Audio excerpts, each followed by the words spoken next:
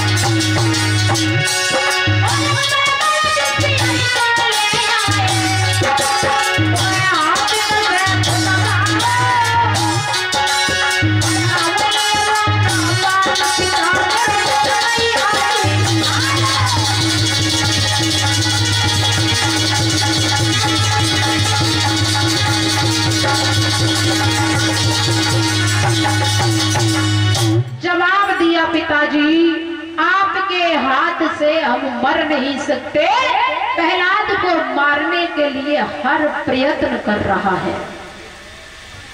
अपनी बहन सहका के पास में पहुंचा, जवाब दिया बहन ये तुम्हारा भतीजा जो है इसे तुम मार दो।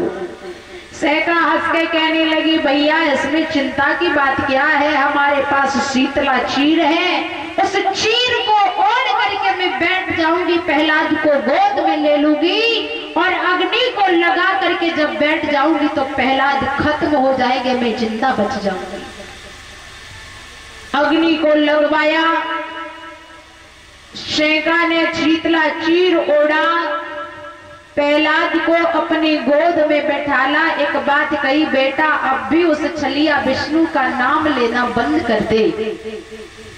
प्रहलाद ने जवाब दिया बुआ तुम्हें बिल्कुल भी ज्ञान नहीं है,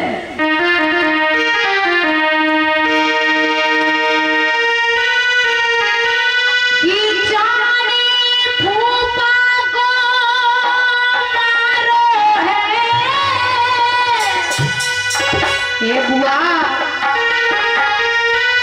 कि जाने चाचा को मारो है, वो बबुला खासी हमारा है।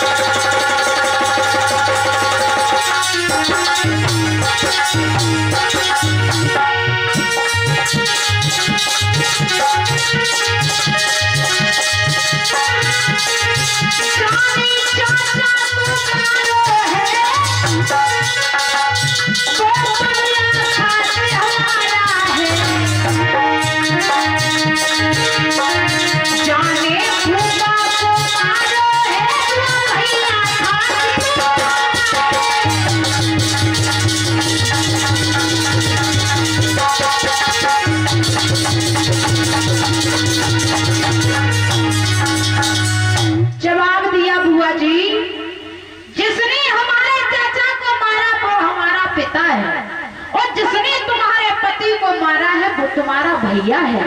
ऐसी भी नारी संसार में हो सकती है कि जिसके पति का जिसके भैया ने कत्ल कर दिया हो और उस भैया की जाकर के मदद करे। ऐसी कौन सी नारी हो सकती हुआ?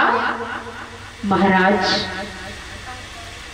इस सहका के पति का नाम था विप्रचित। महाराज विप्रचित से युद्ध किया और युद्ध करके इस हिरण्यकश्यप ने छल कपट से आज विप्रचित महाराज को मार दिया था। वो बात बता करके प्रहलाद कह रहे, लेकिन सहका के दिमाग में एक भी बात नहीं आई। प्रहलाद को गोद में बैठाला, अग्नि को लगवाया और अग्नि को लगवाने के बाद में महाराज अग्नि जल रही थी, प्रहलाद गोद में बैठा था। छोटा सा बालक तनक भी भय नहीं था, कह रहा था कि जाकी राखे साइया और मार सके ना कोई, और वाली नवा का कर सके चाहे सब जग बैरी होए। हे बुआ, तुम्हारी तो बात छोड़ो, अगर हमारी मौत नहीं है तो संसार की शक्ति भी लग जाए, हमारा कुछ बिगाड़ नहीं पाएगी। भगवान ने देखा हमारा भक्त परेशान है तो महाराज उसी वक्त महाराज भगवान ने 49 पवन एक ही साथ में चलाए, जिससे सहका के शरीर से वह शीतला चीर छूट करके और महाराज प्रहलाद के शरीर से लिपट गई।